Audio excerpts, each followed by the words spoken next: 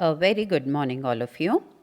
As you all know, that we are studying about the tribes of Rajasthan, and in our last video, we studied about certain social characteristics of the Meena tribe of Rajasthan.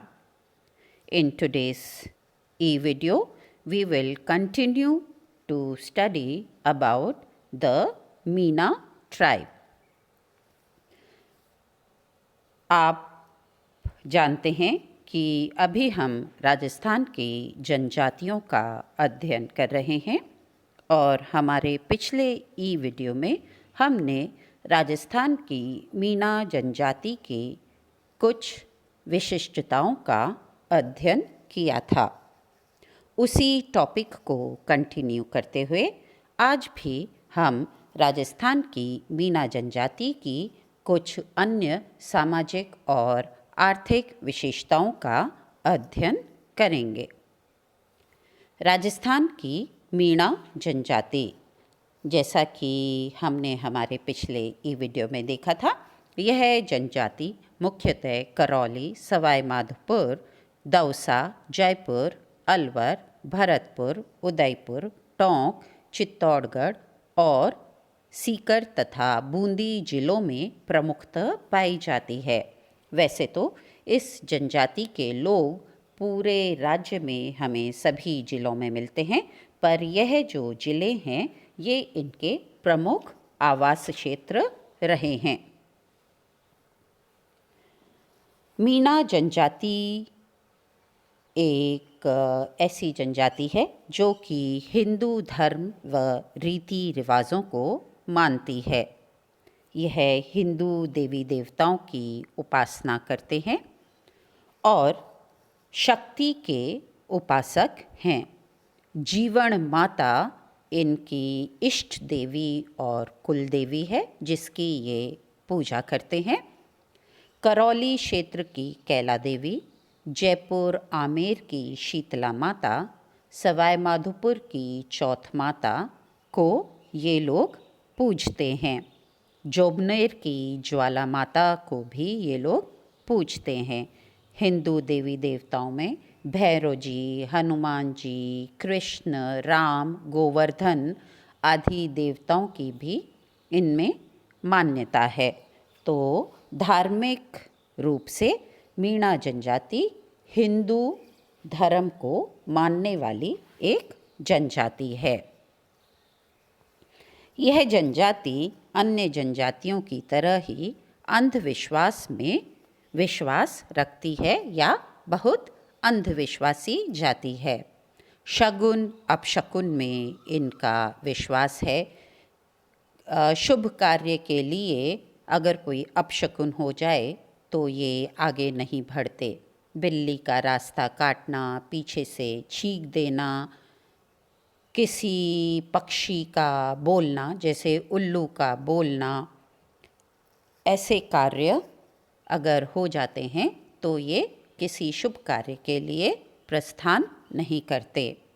इसी तरह बाहर निकलते हुए घड़े के साथ महिला का मिलना या झाड़ू लगाते हुए मेहतरानी का मिलना, ये इसे शुभ मानते हैं। तो शुभ अपशुभ, शुभ अपशकुन, शुभ अशुभ जैसी चीज़ों में इनकी मान्यता है। और कोई भी कार्य जब ये करते हैं तो हिंदू रीति रिवाजों के अनुसार ही मुहूर्त निकालते हैं और मुहूर्त के अनुसार ही ये अपने कार्य करते हैं। त्योहार व मेले, तीज, गणगौर, शीतला माता और कैला देवी के मेले इनके प्रमुख मेले हैं जिसमें स्त्री पुरुष दोनों ही भाग लेते हैं। नवरात्रि में ये देवी की पूजा करते हैं।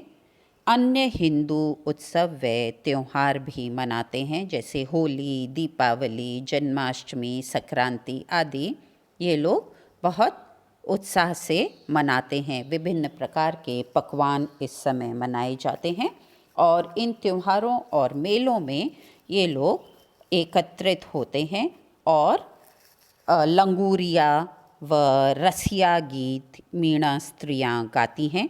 इसके साथ ही धार्मिक भजन व कथाएं भी होती हैं।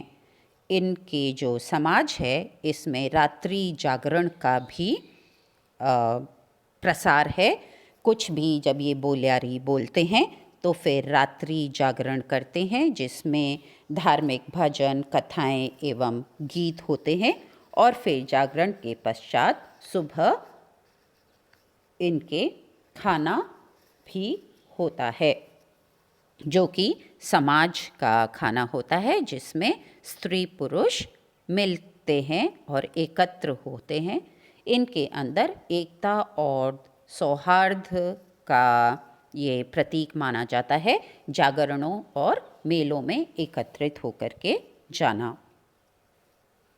सामाजिक जीवन, जो हम इनके अगर इतिहास देखते हैं मीणा जाति का, तो ये एक युद्ध प्रिय आदिवासी लोग रहे हैं।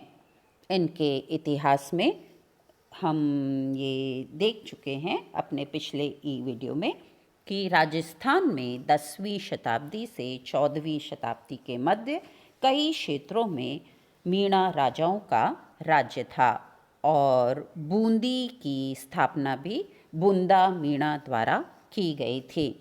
और बूंदी और भीलवाड़ा के मध्य का जो मैनाल प्रदेश है, वहाँ पे जो स्थापत्य कला के हमें नमूने मिलते हैं, विभिन्न 13वीं और 12वीं शताब्दी के जो विभिन्न हिंदू मंदिर वहाँ पे हैं, वे सब मीणा राजाओं द्वारा बनाए गए हैं।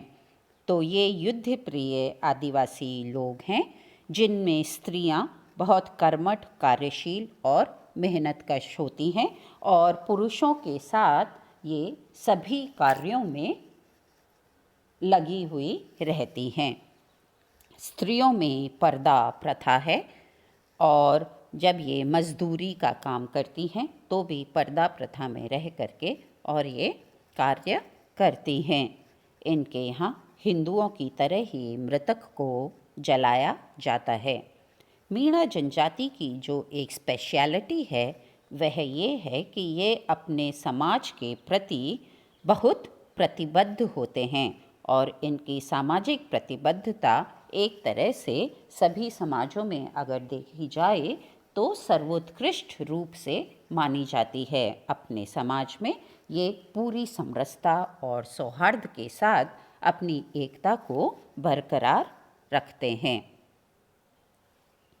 इनकी अर्थव्यवस्था को अगर हम देखें तो जो आदिवासी लोग हैं वह अभी भी कृषक व काश्तकार हैं। जिनके पास अपनी भूमि है वह उस पर खेती करते हैं और जिनके पास भूमि नहीं है वह अन्य लोगों के खेतों में काश्तकारी करते हैं। इनका जो दूसरा प्रमुख व्यवसाय रहा है वह है चौकीदारी या पहरेदारी का। ऐसा माना जाता है कि आमेर के जयगढ़ दुर्ग, आमेर का किला, नाहरगढ़ का किला, इसके पहरेदार मीणा ही हुआ करते थे, क्योंकि यह एक बहुत स्वामी भक्त कौम मानी जाती है। वर्तमान में काश्तकारी, पहरेदारी, चौकीदारी के अलावा ये मजदूरी और खनन कार्य में भी लगे हुए हैं। अभी जो मेजर चेंज आया है स्वतंत्रता के बाद वह यह है कि इनको सरकारी नौकरियों में आरक्षण मिलने लगा है और इस कारण बहुत से मीणा अब सरकारी नौकरियों में हमें देखने को मिलते हैं। इसके अलावा क्योंकि अब ये इतने कार्य करने लगे हैं और शिक्षा का प्रसार इनमें हो रहा है, तो इनकी युवा पीढ़ी स्वयं के व्यवसाय भी करने लगी है। तो इनकी अर्थव्यवस्था में अगर हम देखें तो शिक्षित लोग अपने स्वयं के व्यवसाय कर रहे हैं और सरकारी नौकरियों में हैं, और जो आदिवासी लोग हैं वे खेती, काश्तकारी, पहरेदारी, चौकीदारी, खनन क्षेत्र में व शहरी क्षेत्रों में मजदूरी के कार्य कर रहे हैं। इस तरीके से अगर देखा जाए तो वर्तमान में शिक्षा के प्रसार के कारण सरकारी जो नीतियां हैं सभी तरह से आदिवासियों के विकास की उन नीतियों के कारण और नौकरी में आरक्षण प्रदान होने के कारण इनकी सामाजिक व्यवस्था में परिवर्तन आ रहा है और इनकी अर्थव्यवस्था में उन्नति हो रही है। इनकी जो सामाजिक व्यवस्था है उसमें सभी कार्यों का जो डिसीजन लिया जाता है वह पंचायत के द्वारा लिया जाता है और पंचायत के निर्णय सर्वमान्य होते हैं। तो यह शिक्षा के बाद भी अभी भी जैसा कि मैंने कहा कि इनकी जो सामाजिक प्रतिबद्धता है वो बहुत स्ट्रॉन्ग है और अभी भी ये अपनी समाज की जो पंचायत है उसके निर्णयों को ही सबसे ज़्यादा मानते हैं। पर अब सामाजिक व्यवस्था में भी युवा पीढ़ी में परिवर्तन देखने को मिल रहा है। जीवन स्तर इनका सुधर रहा है क्योंकि अब ये शिक्षा की वजह से पढ़ने लिखने लगे हैं और साथ ही इनके क्षेत्रों में जो यातायात का विकास हुआ है और अन्य प्रकार के पूंजीगत विकास हुए हैं उसकी वजह से अब ये अपने जंगलों और पहाड़ी क्षेत्रों से निकलकर शहरी क्षेत्रों में निवास करने लगे हैं। तो इनके जीवन स्तर में भी सुधार अब हमें देखने को मिलता है। तो अभी हमने देखा मीणा जनजाति के धर्म, उत्सवों, सामाजिक जीवन और अर्थव्यवस्था में क्या क्या विशेषताएं हैं और कैसे अब वर्तमान में इनकी सामाजिक व्यवस्था और अर्थव्यवस्था में परिवर्तन आ रहा है।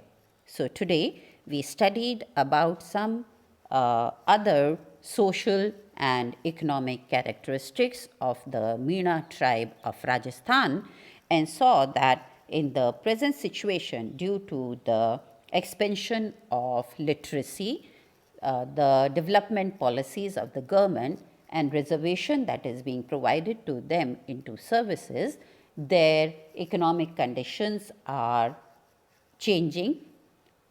Their living standards are changing and they are now coming out of their original residential areas of the interiors, mountains and the forests, and now many Meena youngsters are seen in the urban areas doing either government jobs or their own occupations, and their living standards and social standards and economic standards are on an trend of upliftment.